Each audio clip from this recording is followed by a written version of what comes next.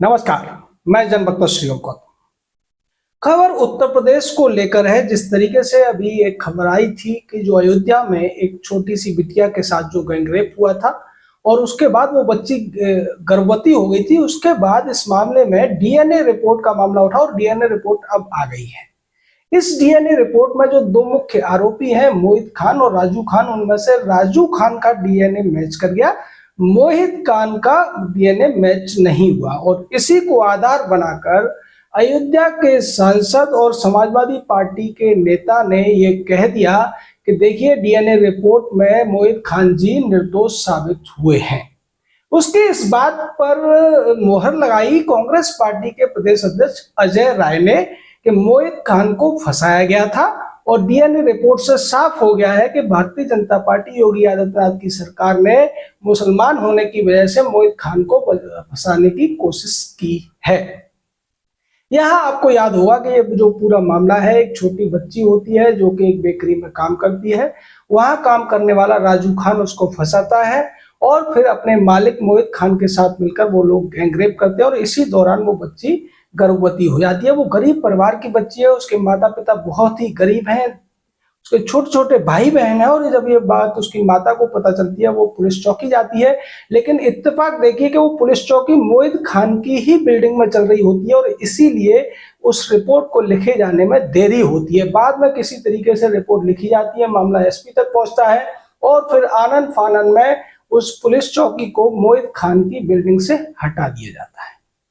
लेकिन जिस तरीके से समाजवादी पार्टी ये सब कह रही है और समाजवादी पार्टी का वो सांसद जैसे राहुल गांधी और अखिलेश यादव संसद में अयोध्या का राजा बता रहे थे, वो किस तरीके से नीचे गिर गया है कि उस बच्ची के यहाँ उस परिवार से मिलने तो अब तक वो नहीं गया, लेकिन अब उस मुख्य अपराधी को जो कि 70 साल का बताया जाता है, उसे बचाने के लिए क्लीन चिट देता हुआ नजर आ रहा है। लेकिन चाहे ये अवधेश प्रताप हो या फिर अजय राय, ये दोनों ही कानूनी दृष्टि से अनपढ़ नजर आते हैं।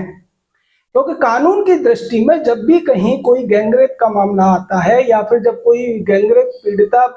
बच्ची या महिला गर्भवती हो जाती है, तो उसमें जितने भी लोग शामिल रहे हो, चाहे 2 हो, 4 हो, 5 हो या 10 हो या उससे ज्यादा संख्या में लोगों के ऊपर ये आरोप हो, उसके बावजूद जो बच्चे के साथ डीएनए का मैच होगा वो एक ही व्यक्ति के साथ हो सकता है, एक से ज्यादा के साथ नहीं होगा। ये बेसिक साइंस का मामला है और शायद अखिलेश यादव और राहुल गांधी, प्रियंका वाड्रा की समझ में ये अच्छी तरीके से आ सकता है। अवधेश प्रताप और अजय राय की हम कह नहीं सकते। लेकिन पूरी समाजवादी पार्टी और कांग्रेस पार्टी और अन्य पार्टियां भी अब इस मुद्दे पर जिस तरीके से मोहित खान को बचाने की और उसको क्लीन चिट देने की कोशिश करती हुई नजर आ रही है, उससे आप समझ सकते हैं कि ये लोग अपराधियों के साथ खड़े हुए हैं। और समाजवादी पार्टी की तो इसको लेकर एक पुरानी हिस्ट्री रही है।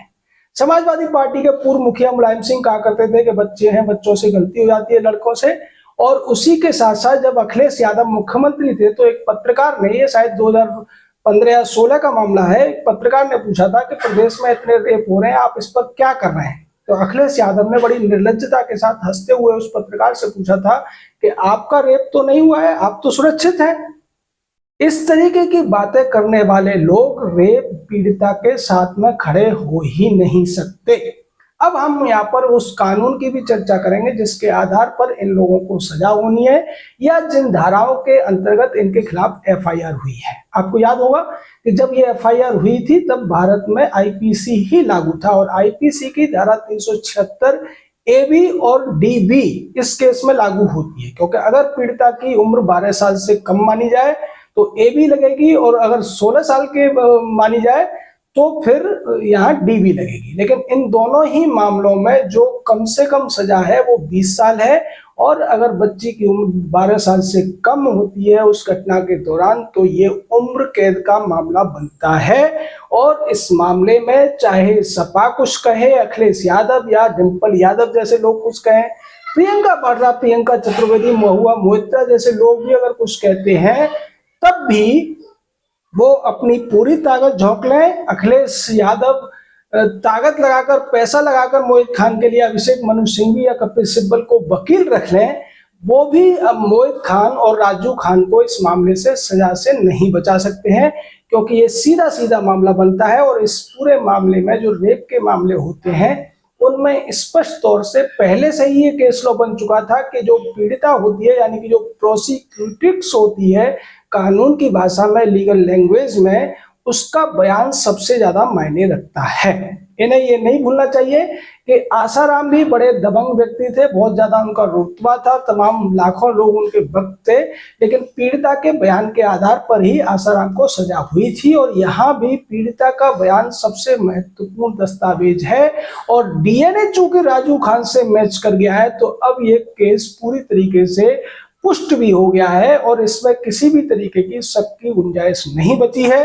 जैसा पीड़िता ने कहा था कि राजू खान रेप करता था और मोहित खान वीडियो बनाता था और फिर उसके बाद उसके आधार पर ये लोग मेरे को ब्लैकमेल करके दोनों के दोनों मेरे साथ कुकर्म किया करते थे। ये कितनी घिनौनी घटना है और इसको लेकर भी जब पीड़िता पर सवाल उठाए जाते हैं, जब उसकी मोहित खान की गिरफ्तारी हुई थी तब तमाम जो आसपास के उसके महिलाएं थी या उसकी बेकरी में काम करने वाली महिलाएं थी, तो उन्होंने उस बच्ची को भी बदनाम करने की कोशिश की थी, उसका चरित्र हनन करने की कोशिश की थी, जबकि कानून में स्पष्ट तौर पर लिखा हुआ है कि पीड़िता का बयान ही रेप के मामलों में सबसे बड़ा सबूत माना जाएगा। अगर पीड़िता अपने बयानों पर कायम रहती है, वो किसी तरीके के बयानों में बहुत बड़ा अंतर नहीं होता है, तो निश्चित मानिए कि इस पूरे मामले में मोहित खान और राजू खान को सजा से ना अखिलेश बचा सकता है, ना ही अभिषेक मनु सिंघवी या कपिल सिब्बल जैसा कोई वकील। हम इस तरीके से क्यों कह रहे हैं कि हम भी कानून के उसी विद्यालय से पढ़े हुए हैं जहां से डीवाई चंद्रचूड़ और अभिषेक मनु सिंघवी या कपिल सिब्बल जैसे लोग पढ़े हुए हैं। हम भी दिल्ली यूनिवर्सिटी के उसी विद्यालय के छात्र रहे हैं। यहाँ सीधा मामला है और इस मामले में मोहित खान भी फंस रहा है और फंस रहा है राजू खान भी, और जो सजा है वो हमने आपको बता दिया कि कम से कम 20 साल है और वो उम्र कैद या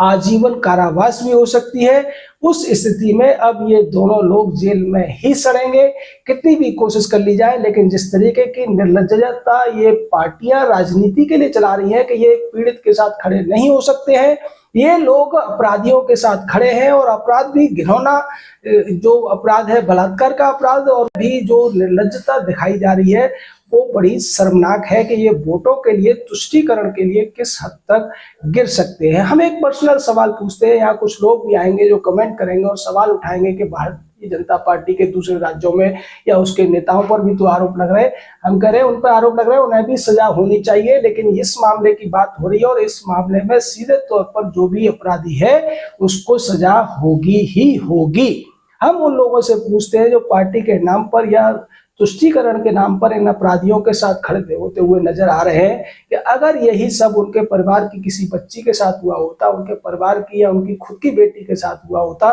तो क्या तब भी वो इसी तरीके के कुतर्क करते हुए नजर आते? क्या तब भी वो अपराधियों के लिए 70 साल की उम्र का हवाला देते या उसके रसूख का हवाला देते या अन्य तरीके की जो कुतर्क वो पेश कर रहे हैं उनका हवाला देते? निश्चित मानिए डीएनए एक व्यक्ति से ही मिल सकता था और एक व्यक्ति से मिल गया है, क्योंकि यहाँ पे ये सामूहिक बलात्कार का मामला है, इसलिए अपराध पूरी तरीके से सिद्ध होता हुआ नजर आ रहा है। और इस मामले में निश्चित तौर पर इन दोनों कुकर्मी अपराधियों को जिन्होंने घिनौना कांड किया है, सजा मिलकर रहेगी। जय हिंद, जय भारत।